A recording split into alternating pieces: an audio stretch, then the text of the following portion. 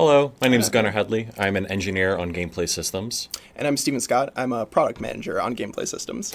Today, we are going to be showing you how to make some custom blocks in Minecraft. So first, as you know, Minecraft is a game about blocks, and there's a lot of things that vanilla blocks do for you right now, but there's probably some things that you want blocks to do that you can't do today. So that's kind of where custom blocks come in. There's a bunch of different ways that you can make your own custom blocks, and we're going to be showing you some how to do one today. As you can see, there's a couple different blocks that you can make. This is just one of the examples that we're showing you. This is a eucalyptus wood that we created. It's, as you can see, very vibrant and rainbow colored.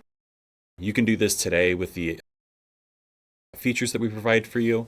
You can do the same thing with wood, like you can strip it with scripting that we can show you, and you can also make your own sapling with a place feature that we've recently released. So we're going to be making for you today a custom leaf pile. The leaf pile has a couple different properties that we want for it. First, when you place it on the ground, you can use bone meal to increase the pile size. You can also jump on the leaf pile to make it squish its leaves. And then you can also see the particle changes, or particles when it does change. All right, we're going to do this live, so we'll see how this goes. But we believe, okay, so the way that we usually like to start when we're doing our own custom blocks is the same way that you can. So all of the process we're going to do is something that is available to you. And I guess the unique thing is everything that we're showing is going to be not in experimental as of this week's preview. So first, I like to start with a TypeScript starter. Because our block is going to have more advanced logic, we usually start with the TypeScript setup, and then we add the block and its geometry to it. So for now, we'll just call this one, we'll call it Creator Camp Live. And I want to set this to use Bedrock Preview. And right off the back, from mctools.dev, we have a lot of options, a lot of places that we can change some of the defaults. So we're going to do that now. So inside of the project, we're already on the latest beta. I actually want to be on stable. So we're going to use the stable version of the APIs. As I said, no experimental will be had here. And then we've already got our Bedrock Preview version. So what we'll do with this is we are just going to come up to here. Actually, I'll come into here for a second. We also include a main.ts, which you'll see us fill out with a lot of the custom component and events that we'll need to be able to do the cool things like bone meal this block and to be able to stomp the block. Okay, so we're going to export to a folder on this device.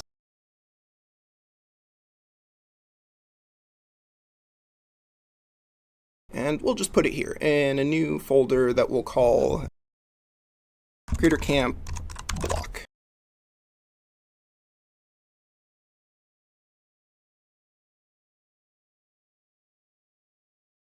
Okay, and it's there.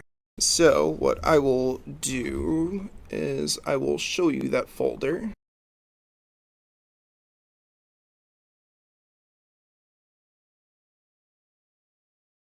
And we're just going to open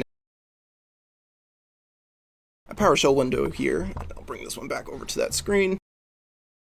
And the one thing that we want to do is we want to do an install. So this will go through and create all of the dependencies and node modules and all the stuff that you're not going to have to see for yourself, but is important to actually make the whole process go.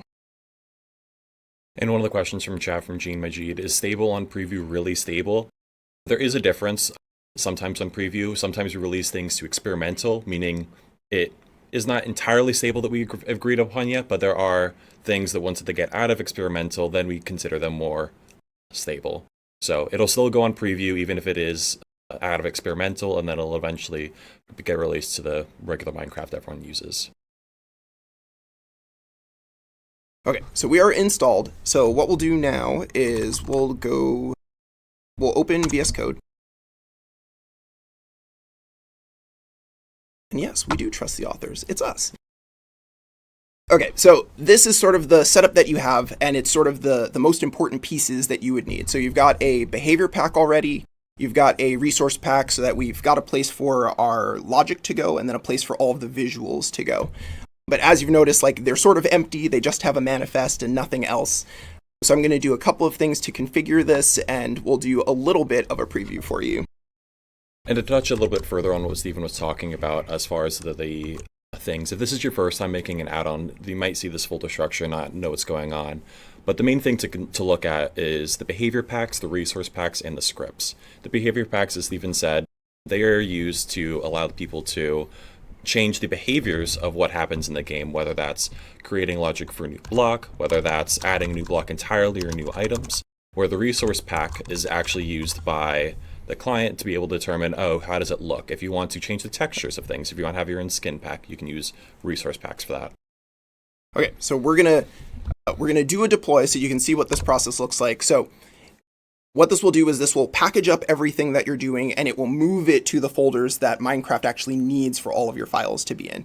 The nice thing that also happens is because we allow you to write your code in TypeScript, but for Minecraft, we actually take that as JavaScript. It'll do all of the work for you to like transpile it down into JavaScript, which is invisible to you. You don't have to worry about that at all.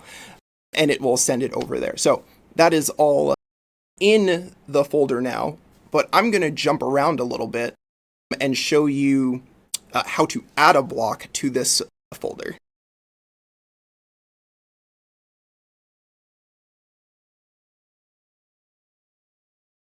Okay, so we're going to do this with Blockbench. This is sort of our go-to tool, especially with the block wizard. The Minecraft block wizard really encapsulates all of the things that you would want to be able to very quickly make a block by making it easy with a UI to actually determine all of the specifics of what the block looks like and some of what it does as well. So sort of like prepare you so that when you're tweaking instead of having to write the entirety of the JSON and all of the logic all at one time.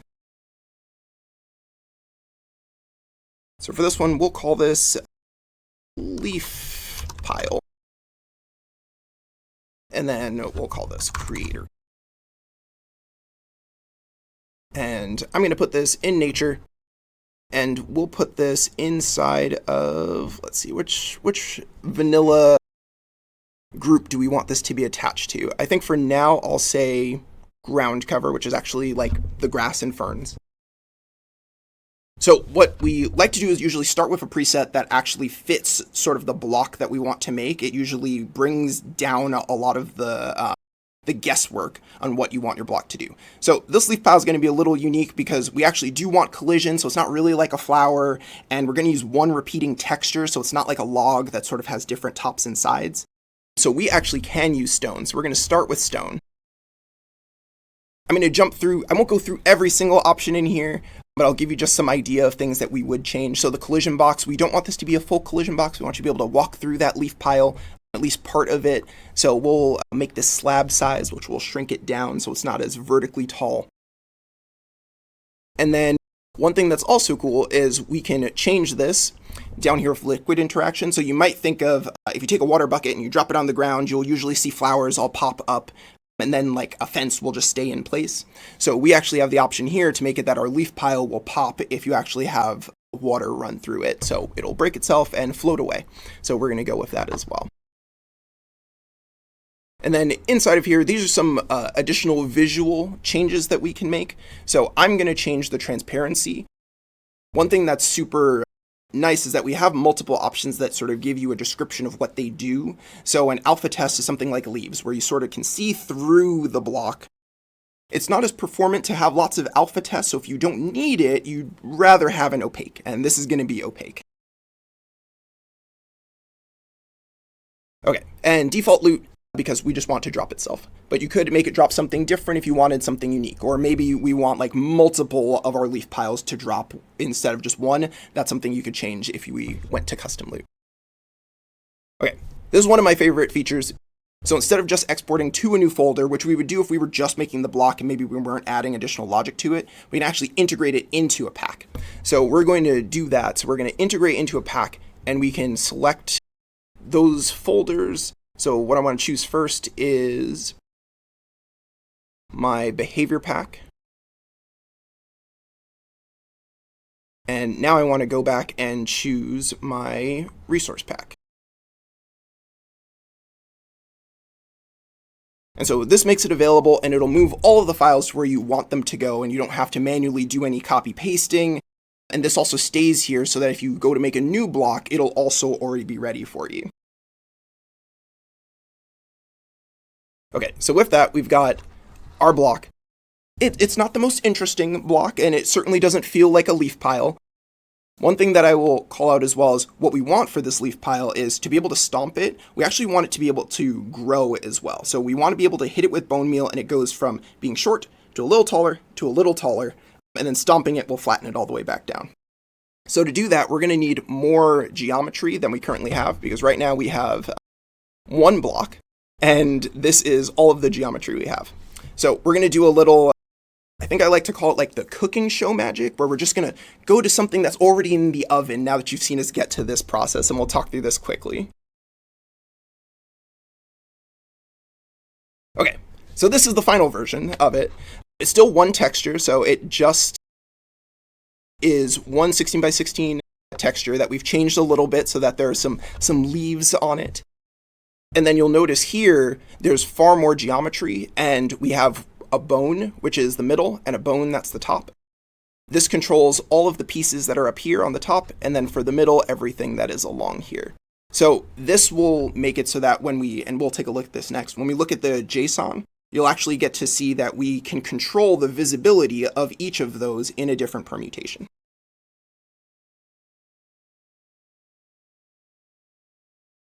One of the questions from chat from Lucy, why do you use your own internal tool and not something like Dash or Regolith?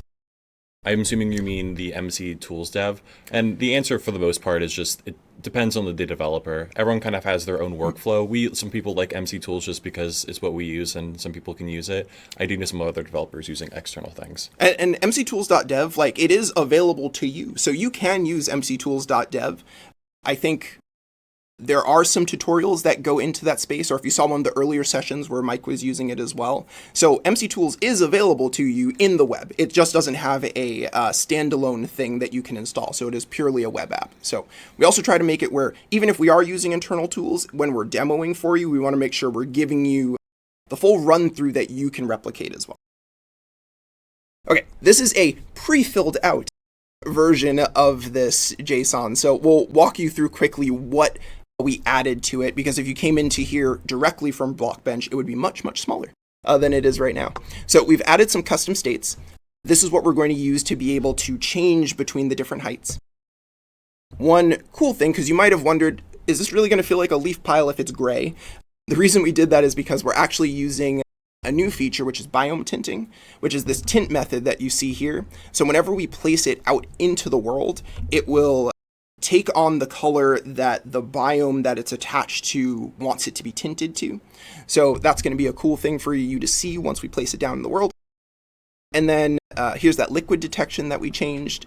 These are two custom components. And this is using scripting 2.0. So this is the format that custom components have. And we'll talk a little bit about that when we look at the TypeScript. And then these are permutations. So this is the default height that you're going to see when we actually place it down in the world. And then these are the two that they can change to when you're using bone meal, or if you're stomping, then you would come back to this one. So we'll take a look at the TypeScript. Okay, this is our pre-filled out one. I can do a little high level walkthrough, and then I think Gunnar will talk a little bit about custom components as a whole.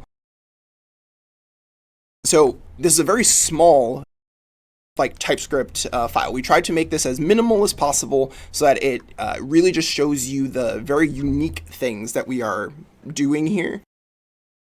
So you've got something like, we want to spawn particles once we've made a change, and then this is going to be what resets us back. But the custom components themselves, I'll let you talk to as I take us into the game and we can see it live. Sure.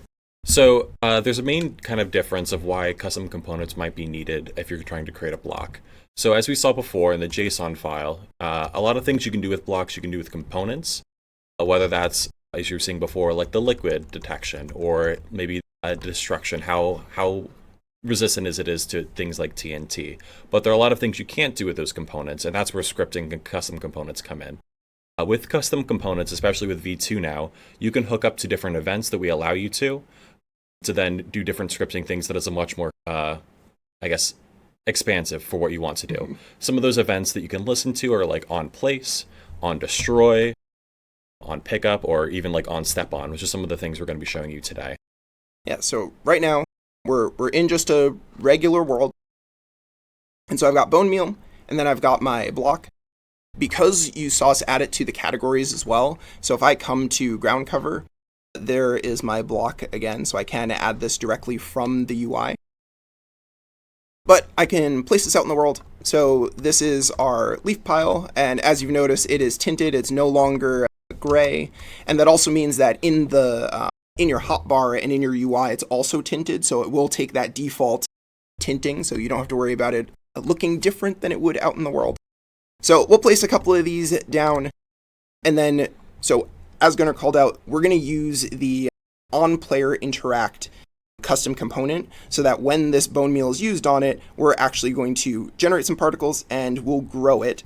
So now we've got a larger pile, and then we can do that to all of these. So we can do this here, we can do it one more time here. And then the cool thing is we can stomp them. So I'm going to jump on this one, and it's stomped, and we've got particles everywhere. And you can stomp as many of them as you want, and more particles will generate out. So this is sort of our very brief run through of what you could do with a custom block. And this was done in like a relatively short amount of time, so this wasn't days of work. We try to make most of the blocks that we do be something that you could consume in a reasonably short amount of time.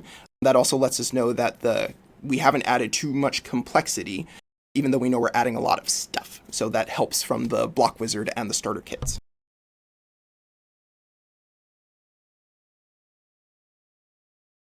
Okay. To close up our little session, we can just recap some of the tools and tech that we've done so far, and you can find everything that we have here, including more about MC Tools, Blockbench, VS Code, and the custom components on the learning portal for creators. So that's learn.microsoft.com/Minecraft/creator.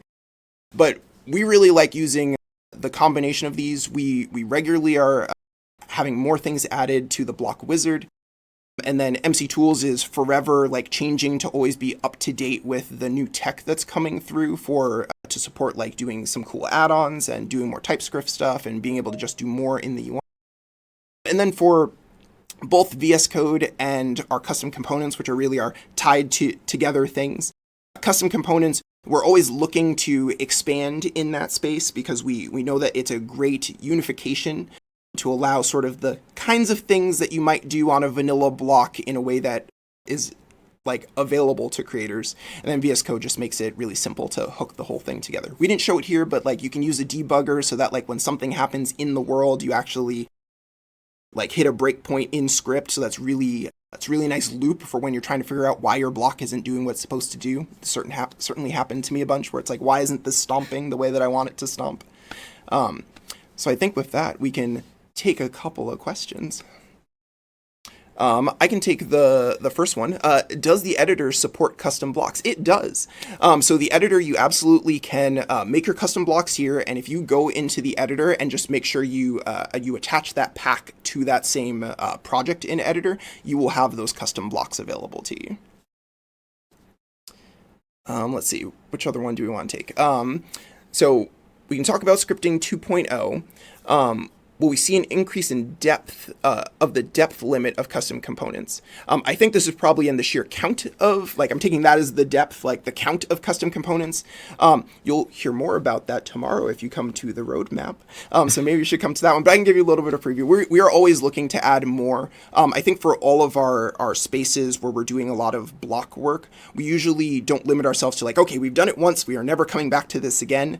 Whenever it makes sense, we like to add as much more into data as we can.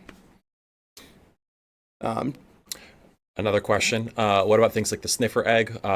Is it considered complex block, and how can we block similar to it? We do understand that there are a lot of edge cases, like there are a bunch of blocks that are super complex in vanilla right now that are kind of hard to replicate. Mm-hmm. We are working pretty much, and you'll see more about this tomorrow when we kind of go through the roadmap, but as a general sneak preview, we're always trying to make more things more easily accessible to creators. So it is an end goal. We can't say exactly when everything can be migrated over, but it is a goal. And there are some things like with the sniff reg, there's some things that you can sort of replicate now. Like we have custom components that do ticking and random ticks. So if you need time to have taken place before something else happens, which I know if the sniff reg, like time takes place and then you interact with it, like there are some things that you can replicate, but definitely we'll give a cleaner path to how we are going to get there with a lot of those vanilla behaviors in tomorrow's roadmap. Let's see. I think I could probably talk to any plans to add filters to on player play so it only plays the swing animation when they return true. So I think if you mean like when I actually am looking at a block, actually only swing and don't place the block, we could. Like, it's certainly something that we can look at. I know that the swing animation as a whole, I think, is something that creators have asked about quite a bit. So less so than anything else, it's really just the, like, I want to actually be able to swing. So maybe we'll look at just swinging in general. Okay, I know we are getting close to our time, so I'm going to wrap us up. Cool. Thank you so much for sitting through our little demo. I hope it was informational and helpful, and maybe now you're interested in making some blocks too. Cool. Thank you, guys. See ya. Thanks.